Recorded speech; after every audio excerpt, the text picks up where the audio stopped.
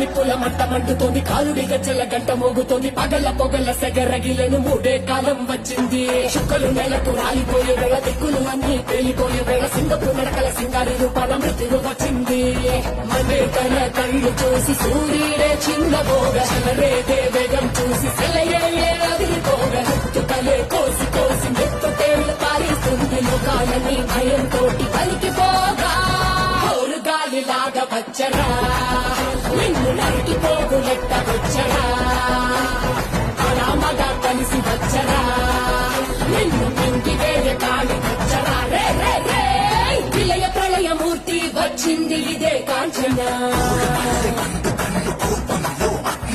మరణ మృదంగం మయ్యని చీర్చవచ్చే కాంచన.